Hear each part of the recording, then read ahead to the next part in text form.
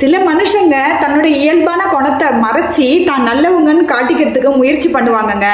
So என்னதான் அவங்களுடைய குணங்களை மறைச்சி நம்ம வெளியில வேஷம் போட்டாலும் சில நேரங்களில் அவங்களுடைய உண்மையான குணம் எது அப்படின்றது நமக்கு காட்டி கொடுத்துரும்.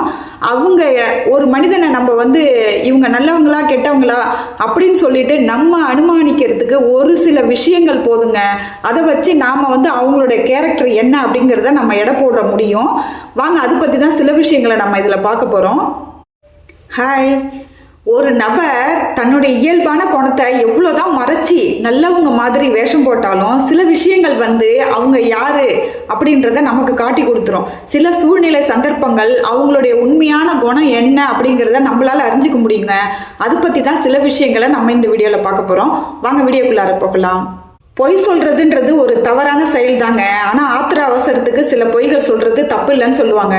ஆனால் சில பேர் எப்போ எது பேசினாலும் அதில் பொய் மட்டும்தாங்க இருக்கும். ஸோ இந்த மாதிரி நபர்களை நம்ம அடையாளம் கண்டுபிடிக்கிறதுல இது ஒரு விஷயங்க.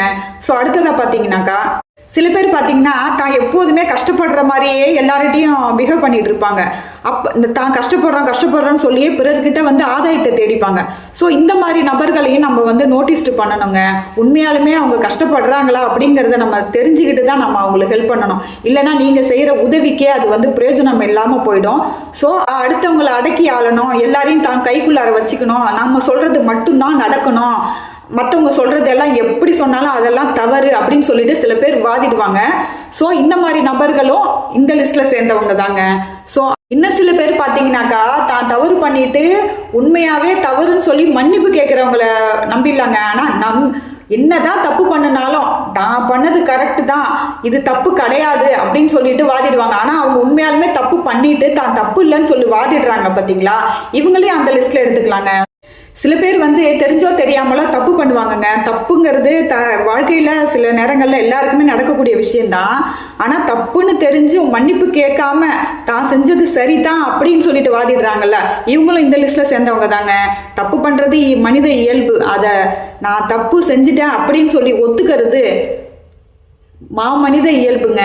ஸோ இந்த லிஸ்ட்டை விட்டு அவங்க தள்ளி தான் எதுவுமே தப்பு பண்ணினாலும் தான் தப்பு இல்லை அப்படின்னு சொல்லி வாதிடுறாங்க பார்த்தீங்களா, அவங்களையும் இந்த லிஸ்ட்ல நம்ம எடுத்துக்கலாம்.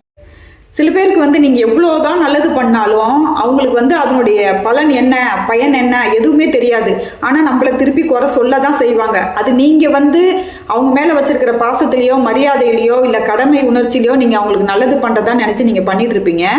ஆனால் அதை அவங்க எந்த ஒரு லிஸ்ட்லையுமே அவங்க எடுக்காமல் நீங்கள் என்ன தான் பண்ணாலும் பண்ணுற அந்த ஒர்க்லையா இருக்கட்டும் என்ன செயல்லையா இருக்கட்டும் உங்களை குறை கண்டுபிடிச்சி குறை சொல்லிக்கிட்டே தாங்க இருப்பாங்க. இவங்களும் அந்த லிஸ்ட்டில் தாங்க வராங்க.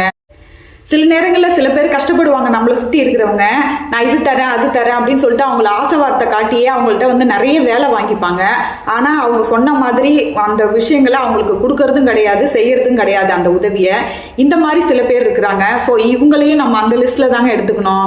ஏன்னா தரேன் சொல்லிட்டே காரியத்தை சாதிச்சுட்டு அவங்க போய்கிட்டே இருப்பாங்க. ஆனால் அவங்க சொன்ன அந்த உதவியை அவங்களுக்கு ஹெல்ப் பண்ணுறாங்களா அப்படின்னு பார்த்தீங்கன்னாக்கா பண்ணவே மாட்டாங்கங்க. இது ஒரு கேட்டகரிங்க. ஸோ இவங்களையும் அந்த லிஸ்ட்ல தான் நம்ம வைக்கணும். சில பேர்கிட்ட நம்ம இது பண்ணி தரேன் அப்படின்னு சொல்லிட்டு வாக்குறுதியா நம்ம கொடுப்போம். ஆனால் சில நேரங்களில் நம்மளால செய்ய முடியாது, அது இயல்பு.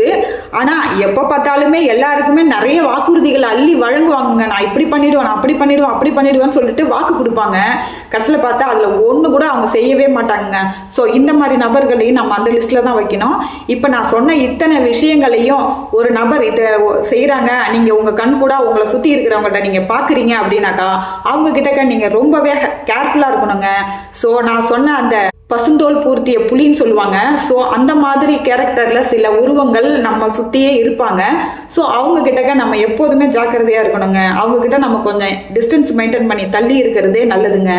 அதாவது அவங்க சொல்கிறத நம்ம எல்லாம் காது கொடுத்து கேட்டுக்கலாம், கண்ணால் நம்ம பார்க்கலாம். பட் அவங்கள்ட்ட நம்ம கொஞ்சம் நெருங்கி இருக்கிறத விட கொஞ்சம் விலகி இருக்கிறது நம்மளுடைய வாழ்க்கைக்கு ரொம்பவே நல்ல விஷயங்க. இப்போ நான் சொன்னது எல்லாம் உங்களுக்கு பிடிச்சிருந்தா சேனல் சப்ஸ்கிரைப் பண்ணி லைக் பண்ணிக்கோங்க. சேனல் தொடர்ந்து பாருங்கள், சப்போர்ட் பண்ணுங்கள். தேங்க்யூ ஃப்ரெண்ட்ஸ், பாய்.